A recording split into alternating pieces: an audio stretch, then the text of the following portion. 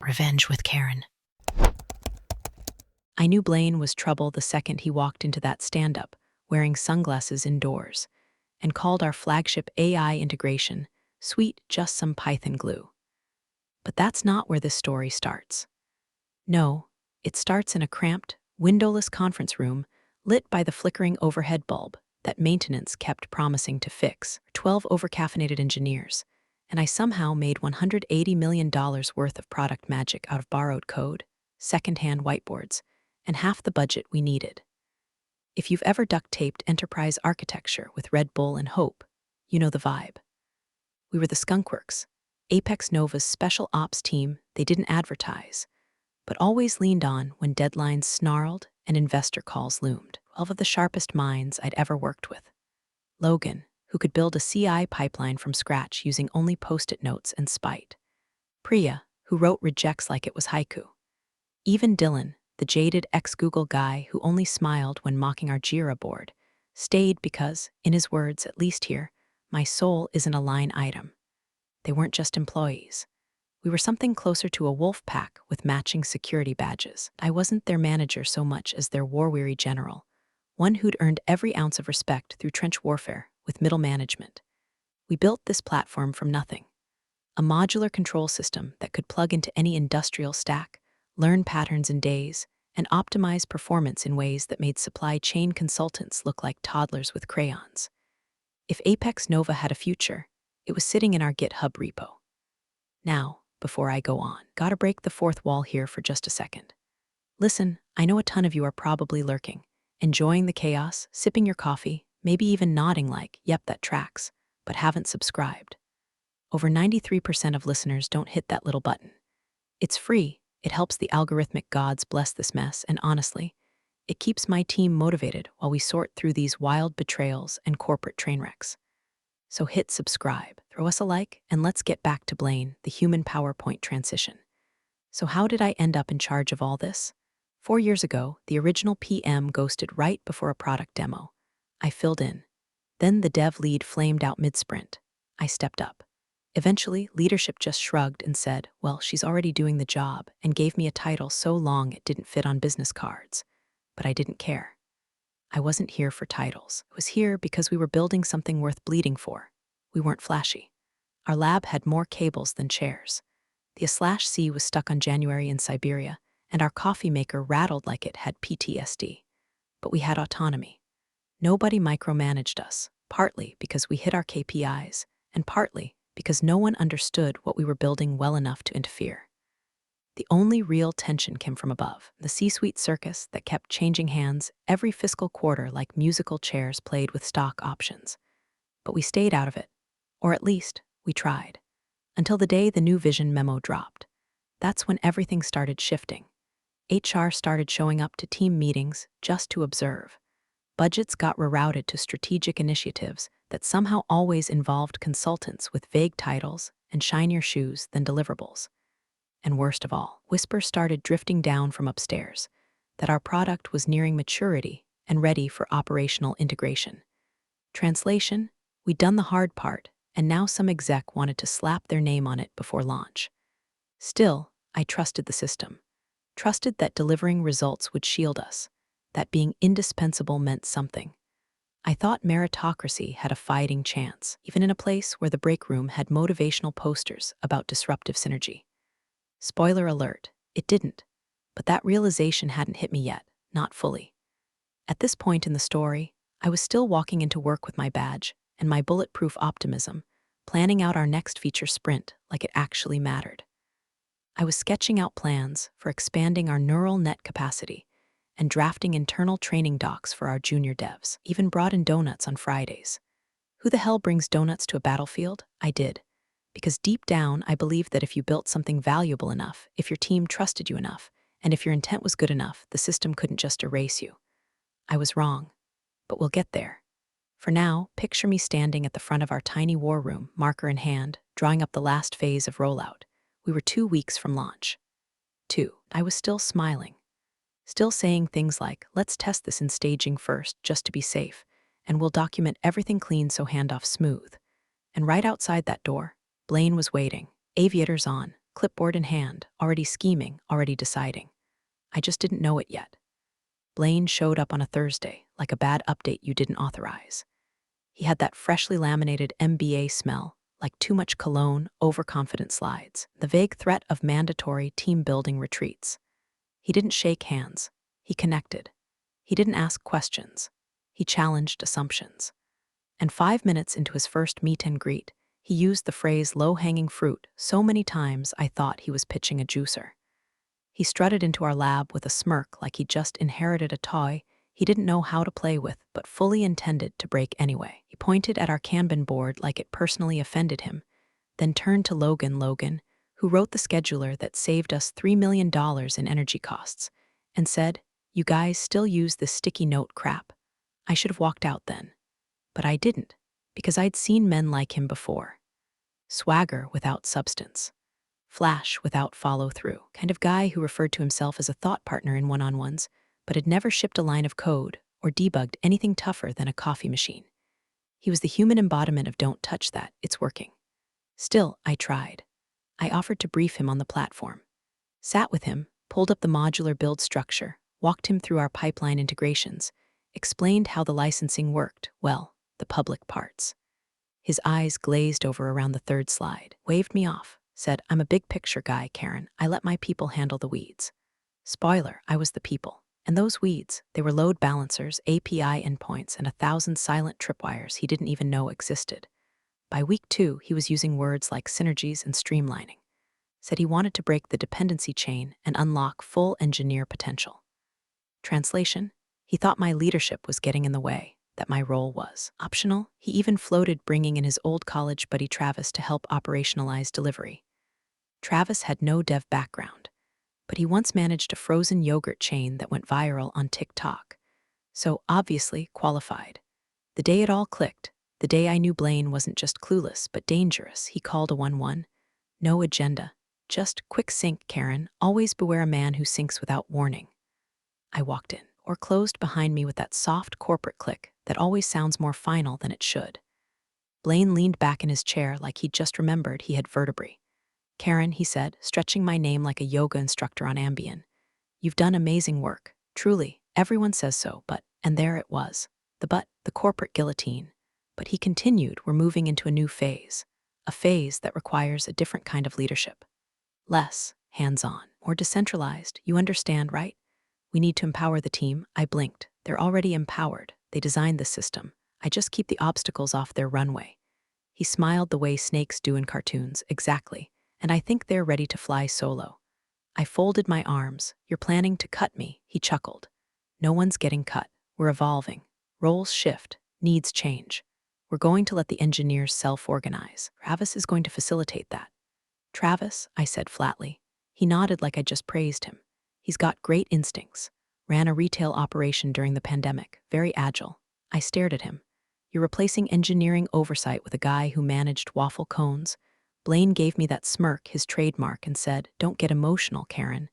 This isn't personal, it's just efficiency." Ah, there it was. The dagger disguised as logic. I stood up. "Do you realize this product exists because I negotiated the continuation of development through a contractor restructure when the budget got slashed, right?" He waved a hand. Right. The whole "we almost didn't survive Q2 thing. Great story. But this isn't about history. It's about trajectory." I didn't slam the door on my way out. I didn't scream or send a scathing Slack or whip out receipts yet.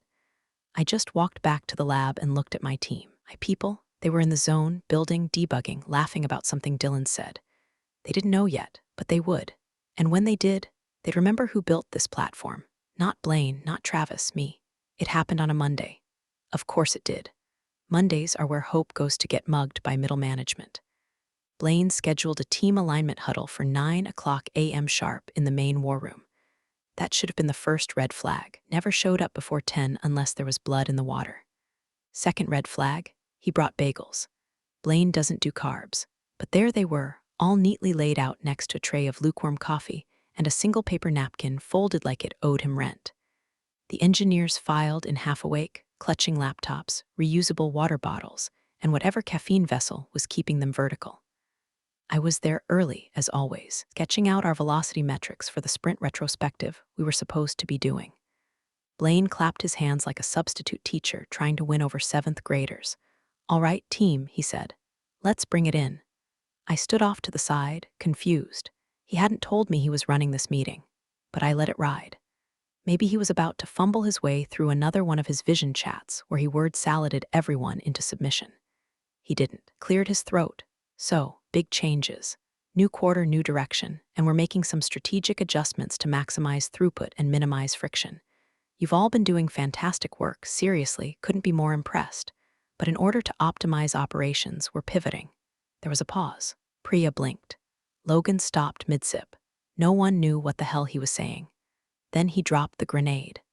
Effective immediately, Blaine said, adjusting his cuffs like a game show host. Karen will be stepping away from the project. The team stays.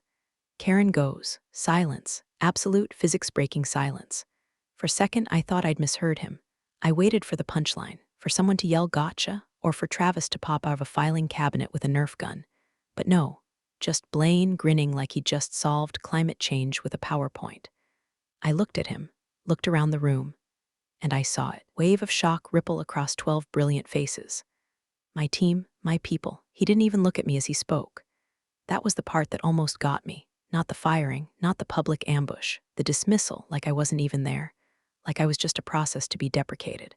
I didn't give him the satisfaction of asking questions, didn't demand an explanation, didn't even roll my eyes. I just closed my laptop, slid it into my bag, and stood up. No tears, no raised voice. Just a nod to the room and one step toward the door. That's when Logan stood up. "Wait," he said, loud and clear. Blaine frowned. "Everything's fine, Logan, we're moving forward." But Logan didn't sit down. He grabbed his hoodie, unplugged his charger, and walked out behind me. Then Priya stood. Then Sam. Then Chen, Rachel, Dylan, Noor, Liam, and even quiet little Annika from QA. One by one, like dominoes, they rose. No speeches, no drama, just movement. Loyalty in motion. Blaine sputtered something about noncompliance and unauthorized walkouts, but his voice sounded far away, like static, like the ghost of authority. The last one to leave was Jason, the intern.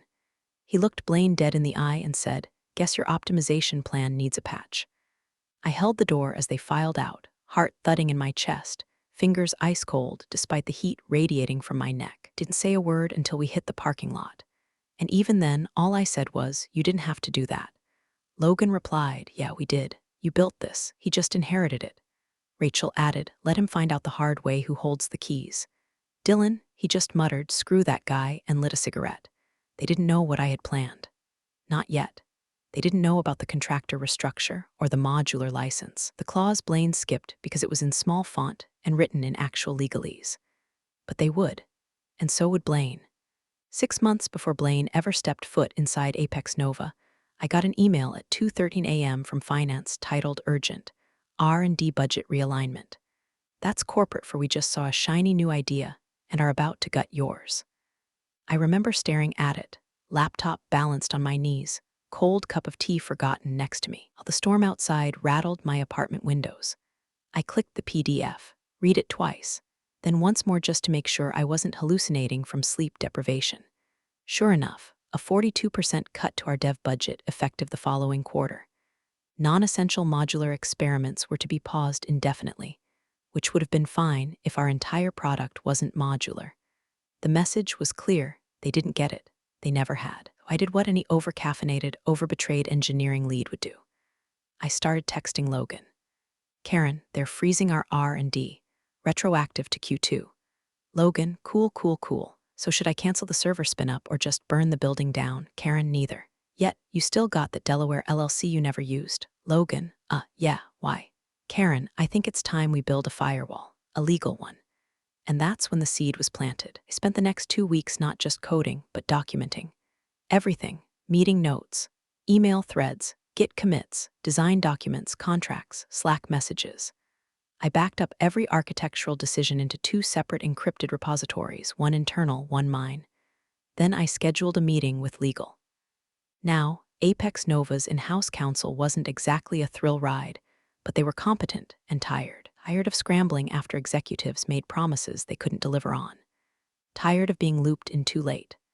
When I explained the situation, that the company was asking us to finish a system they were no longer willing to fund, I framed it not as rebellion, but liability protection. If I take this off the books, I said, and continue work under a separate contractor LLC, with clear licensing terms, you guys are actually safer. We reduce exposure, keep the IP clean.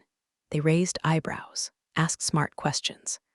And in the end, they approved it, so long as the IP license was modular, revocable, and clearly delineated as external contractor work until full reintegration.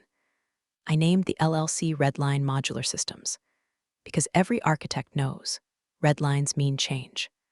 From that moment on, every new component, every upgraded patch, every performance tuning, every neural subroutine, through Redline, it didn't break any laws.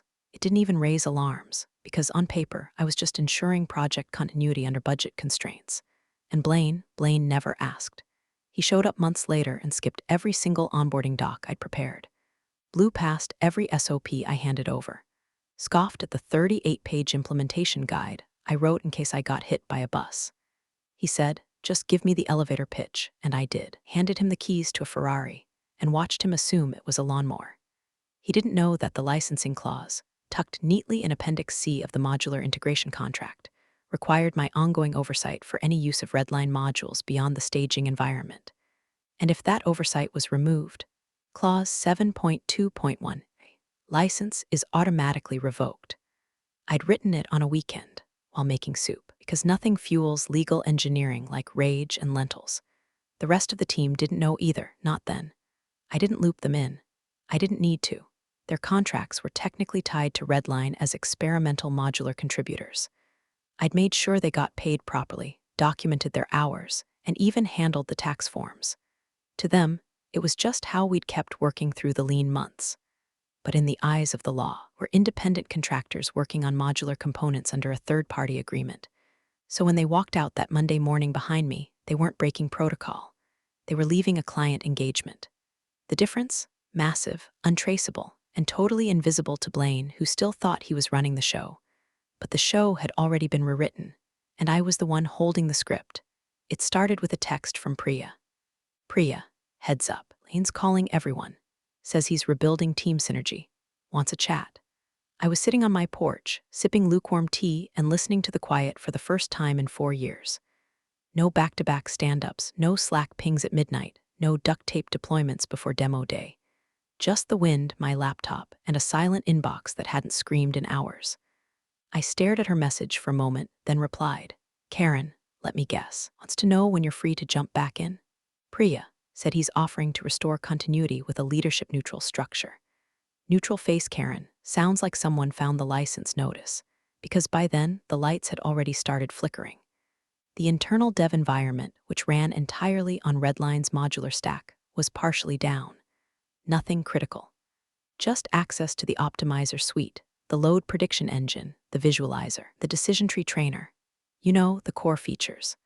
The parts Blaine never understood but always bragged about in meetings. They weren't deleted, that would have been dramatic and frankly stupid. They were just unavailable until license terms were met, which legally they weren't. Meanwhile, I hadn't reached out to a single engineer. No cult leadership, no whispered instructions, no rally the troops speeches. I didn't need to, because I'd structured it right from the start. Each contributor, Priya, Logan, Dylan, the whole crew, had signed their Redline contracts individually. I'd made sure they had clean paperwork, separate NDAs, and clear project scopes. They weren't Apex Nova employees. They were Redline consultants. And when I was dismissed, their project lead was effectively terminated. Clause 4.3 in their contracts. In the event of project disruption, all contractor obligations are paused pending renegotiation, which meant if Blaine wanted them back, he'd have to do it through me, and I wasn't exactly answering his calls. I got updates through the grapevine. Logan, he offered me a key contributor bonus to come back, told him I'm focusing on other opportunities. Chen, he asked if I wanted to be part of something special again.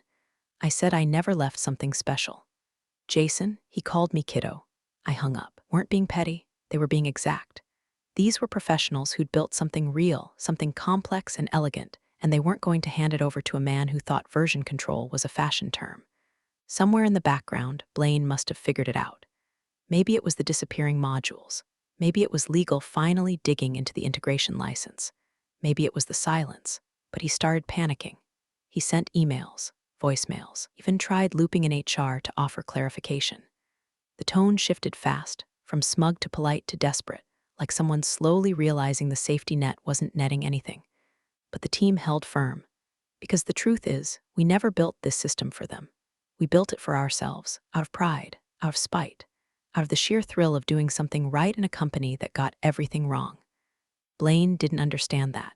He thought leadership was proximity to a title, that control was volume. That vision meant repeating the word scale until your teeth fell out. But we'd built something resilient, distributed, self-sustaining, and now it was in the dark, just out of reach. I didn't need to fight Blaine in boardrooms or Slack threads or emergency Zooms. I'd already won. I won in the architecture, in the contracts. In the clause, he didn't read because it was buried under miscellaneous legal terms on page 13. While he was flailing to reconstruct a team he'd never understood, I was sitting quietly at my kitchen table, reviewing a new round of contractor interest from a client who did understand modular control systems and who was willing to pay for the full license. All Blaine had was a bag of frozen bagels and an empty war room. Me, I had everything else, and I hadn't even turned the lights back on yet. It started with a flicker. Internal test bed for Apex Nova's Smart Flow predictive engine went offline at 11:06 a.m. on a Wednesday. Just a heartbeat. The dashboard refreshed, and instead of output graphs and uptime logs, it showed a blank screen with one sentence in tiny, polite font. License authorization expired. Contact Redline Systems to renew access. Blaine didn't notice at first. He was too busy pacing in front of the glass wall of conference room B, rehearsing for yet another investor check-in, where he'd regurgitate keywords like machine intelligence and synergistic deployment, without understanding a single variable underneath. But somewhere across the building, a product manager pinged IT. Then, a junior QA analyst opened a ticket. By 11:14, there were 5 separate emails with the subject line "Urgent Staging Broken." By 11:25, the director of operations, Ellen, walked into Blaine's office holding a tablet like it was a live grenade. "Do you know anything about a license termination notice?" she asked flatly. Blaine scoffed. "It's probably a firewall thing, or DevSec forgot to update the certs." Ellen raised an eyebrow. "It's affecting both staging and 2 client-facing demo environments." Now that got his attention. Demo environments meant sales, and sales meant revenue. And revenue meant stock options. He launched into panic mode denial like a man swatting imaginary bees. "Let's not overreact," he said, already tapping away at his keyboard. "Probably just a hiccup." A hiccup, sure, like the Titanic had a hiccup. By noon, 3 different enterprise clients had reached out via their account managers, all asking the same question in slightly panicked tones. "Why is our test integration offline? Where's the sandbox endpoint? Is there a breach?" Blaine called IT. Passed the buck to DevOps. DevOps couldn't access the control panel. They were getting the same polite message. By 1:30 p.m., Blaine was in the war room with legal, finance, and Ellen from Ops, trying to convince everyone that this was temporary back-end instability. He didn't look so confident now. His shirt was untucked in the back, collar wrinkled from sweat. He'd lost that smug lean in his chair. Now he was hunched, typing with the fury of a man trying to undo reality through brute force Slack messages. That's when Ellen said it again, slower this time. "I want to see the license structure."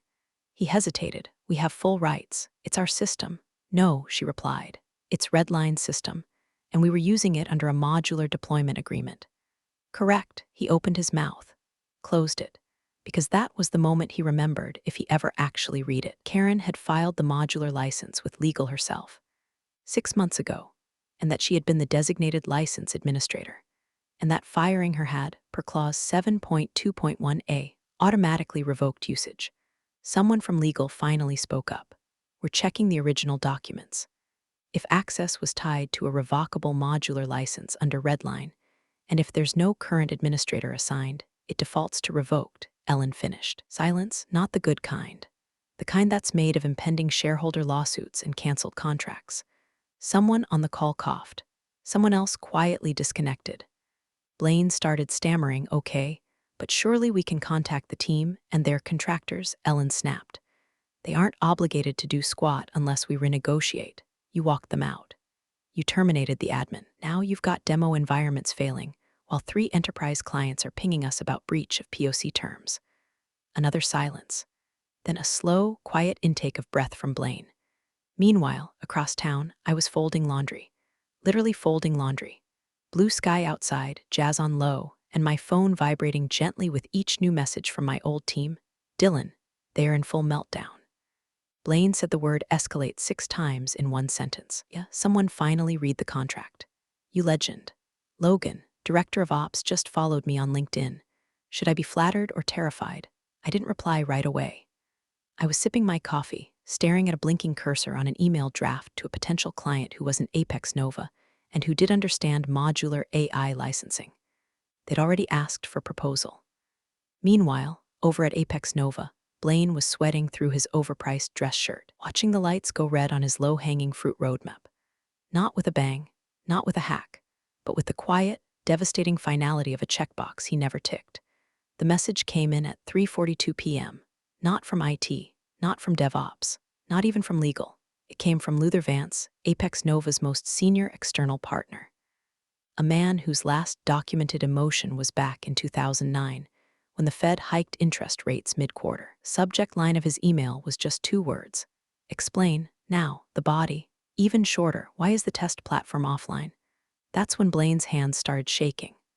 The partner account was tied to Apex Nova's largest prospective contract, an 8-figure implementation that had taken 9 months of soft soaping, golf, steak dinners, and carefully curated jargon to get to pilot stage. Their test environment was supposed to be bulletproof. Showroom ready. Executives from 3 continents were logging in to see it run scenarios in real time. And now it was blank, silent, redlined. Blaine flew across the floor toward engineering ops like a man trying to catch a bus that left an hour ago. He didn't wait for permission, just barged into their space, yanked a chair, and typed like his life depended on it. And maybe it did. He navigated to the repo, clicked into the config files, scrolled past 3 ignored pull requests, one desperate comment from Dylan that said, "We need Karen's sign-off before release, per 7.2.1a." And finally, there it was.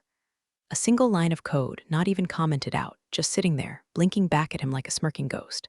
/ license access revoked by platform administrator K. Halden, Redline Systems LLC, and then the system log entry. Timestamped. Digitally signed. Verified by the integrated license manager. Redline modular license deactivated due to termination of oversight. See, clause 7.2.1a. That clause again. That got him clause. He stared at it like it was a foreign language, like it had personally betrayed him. His fingers hovered, helpless. He couldn't delete it, couldn't override it.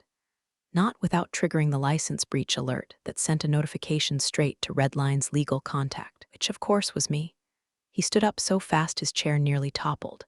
Someone in the room asked, "Everything okay, Blaine?" He didn't answer. He just stormed down the hall like a man sprinting through a dream where all the doors keep changing. 2 minutes later, he was in Ellen's office again, waving the screen in front of her. She revoked it. Karen. She revoked the license. Ellen read the line, said nothing. Scrolled further, saw the clause. Then the digital signature. She closed her laptop. Her voice was so calm it made Blaine flinch. "Call legal, now." He didn't move. She turned, slower this time. "Call them." Blaine mumbled something about how there must be a workaround, and it's just a misinterpretation of contract language. Ellen fixed him with a stare so cold it could freeze network traffic. "She owns the license. She was the administrator. You terminated her role. That's exactly what the clause was designed for." Opened his mouth, closed it. Finally, he pulled out his phone and dialed. Across the city, I got a notification from the Redline dashboard. License access request initiated Apex Nova Inc. I didn't answer. Not yet. Instead, I forwarded the message to my lawyer and took another sip of tea. The last of the sugar had melted. It was just bitter now. Perfect. The call with legal lasted 92 minutes. The first 40 were spent with Blaine insisting, loudly, frantically, and at one point with actual jazz hands, that the system was proprietary. That Apex Nova obviously owned everything. That Karen's LLC was just a formality. Then the attorneys spoke. They didn't raise their voices. They didn't blink. They just read, clause after clause. Timeline after timeline. Redline Modular Systems LLC, formed under Delaware statute. Licensing agreement, approved by internal counsel, signed by both parties. Clause 7.2.1a. License access contingent upon continuous administrative oversight. Oversight defined explicitly as K. Halden, acting agent of Redline Systems. And then the kill shot. Upon involuntary termination or removal of administrator by client, access to all active modules is suspended until reinstatement and formal license review. It was written in plain English. No ambiguity. No wiggle room. Ellen just leaned back, arms crossed, watching Blaine crumble one frantic rebuttal at a time. He kept throwing out buzzwords, platform integration continuity, corporate priority clauses, implied consent to operate. The lawyers stared back like priests watching a man try to outtalk God. At one point, he actually said, "Can't we just clone the modules and bypass our code?" Legal's lead counsel, a woman named Marissa, closed her binder and said, "Try that, and you won't just have a civil suit. You'll have a criminal one." And then she added, almost with pity, "You don't just have a licensing problem, Blaine. You have a contractual landmine, and you're standing on it." By Friday, the fallout had become a full-on data hemorrhage. 3 major clients had formally notified Apex Nova of material delivery failures and requested immediate compliance review meetings. The contract with Atlas Core, $19M client Blaine used as his personal TED talk anecdote, was frozen. Their email was short. "Until the system functions as demonstrated, we are suspending all payments." Shareholder whispers began within hours. The board called an emergency session. 2 directors skipped a fundraiser to be there. One dialed in from Europe at 2 a.m. And what they wanted wasn't status reports. They wanted names. Who authorized the license removal? Who ignored the original contractor structure? Who terminated the administrator without clause review? There was only one name that came up. Blaine. I wasn't there to see it. I didn't need to be. My name was never mentioned out loud in those meetings. Only whispered. Only referenced in footnotes. And in the blinking red notifications from the license dashboard that kept reminding everyone, access revoked, awaiting administrator reinstatement. The funniest part, I never touched a keyboard, never raised a stink on LinkedIn, never subtweeted, never wrote a Medium post titled "What Apex Nova Got Wrong." I didn't scream, I didn't threaten, I just waited. Because the thing about structures, legal, technical, emotional, is that if you build them right, they don't collapse when you walk away, they hold. And they choke the wrong hands when they grab too hard. My silence became louder than Blaine's panic. Each unanswered call, each ignored email, each test environment that refused to boot. He'd built his little empire on my foundation, and then pulled out the keystone. The lawyers couldn't fix it.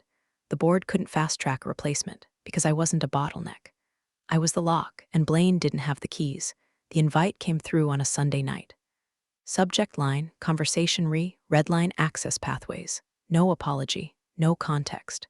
Just a meeting link at time to note that the full board would be present. I stared at it for a second, then forwarded it to my attorney, Alina, with a simple message. "Bring the clause binder." She replied with a thumbs up and a PDF titled "The Karen Clause Final Draft." We arrived 12 minutes early, dressed like a court case, and a merger had a baby. Blaine was already in the conference room, slouched in a chair like he'd been there all night, eyes puffy, tie crooked. He didn't say a word when I entered, just blinked like he'd seen a ghost that might invoice him. The board was all there, half in person, half dialed in. Ellen sat at the far end, calm as a coma. Marissa from legal nodded at me once. Everyone else just stared, waiting for the showdown. "Karen," the chairman began, smoothing his cuffs like the words might wrinkle them. "We'd like to find a path forward that benefits all parties." Translation: "We're bleeding out and don't know how to tourniquet this without you." Opened my folder. Alina clicked her pen. "My terms," I said, "no preamble, no soft landing, just the truth. 1. Immediate reinstatement as license administrator, non-revocable for the duration of the current platform lifecycle. 2. Full administrative oversight of any system touching Redline modules. 3. Compensation package adjusted to reflect market disruption impact, triple previous base salary, backdated to termination date. 4. Public correction of my departure to clarify contractor oversight status, not performance-based removal. 5. Blaine is not in any meeting, room, thread, or policy affecting technical operations. Ever again. I closed the folder. Silence. Blaine opened his mouth. The chairman raised one hand and said, "You're excused." Blaine blinked. What, you're done, Blaine. Security didn't escort him. No yelling. Just a slow, quiet walkout frame. He paused at the door, looked at me. Still, I didn't gloat. I turned back to the board. The red line system can be restored within 48 hours of license reactivation. We'll need to re-verify endpoint integrity and rebuild staging environments. But the clients will be online again by end of week. The chairman nodded. Done. They took a formal vote. All in favor. 0 opposition. Ellen slid a new badge across the table. No photo. No HR orientation. No onboarding Slack. Just a title. Platform custodian by design, not permission. Later that day, I logged into the old dev thread. The team was already there, quietly watching. I didn't say anything, didn't need to. Priya sent the first emoji, locked then Dylan. Then Jason, then the rest. One by one, 12 engineers, one lock. And this time, the key was exactly where it belonged. Funny thing about control, it only works if you read the fine print on who holds the keys. You're the real stars of the corporate jungle. Thanks for watching. Hit subscribe, or I'll flick the switch on your old cubicle memories.